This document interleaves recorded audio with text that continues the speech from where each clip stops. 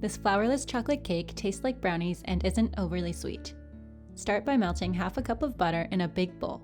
Immediately add 1 cup of semi-sweet chocolate chips so they melt in the butter. Whisk until they're fully melted. I can still see tiny lumps, so I microwaved my bowl for about 10 seconds more to melt the chocolate chips fully. Next, add a 1/4 cup of sugar, 1/8 teaspoon of salt, 2 teaspoons of vanilla extract.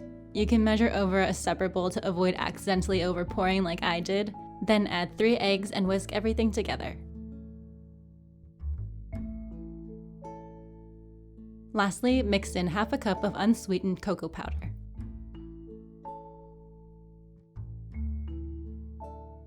Spray an 8-inch pan with cooking spray and pour in the batter.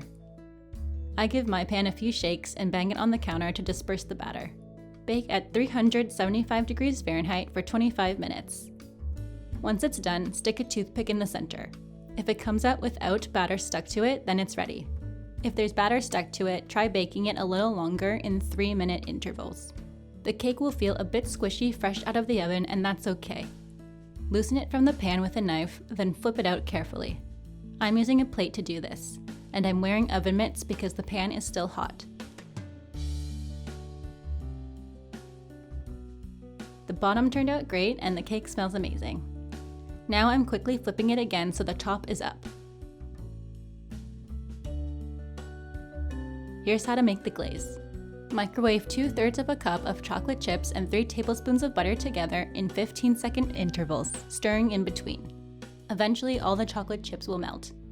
This needs to melt a bit more, so I put it back in the microwave for 15 seconds. Mine ended up still having tiny lumps of chocolate, but I didn't mind, so I poured this on the cake. And this is what it looks like.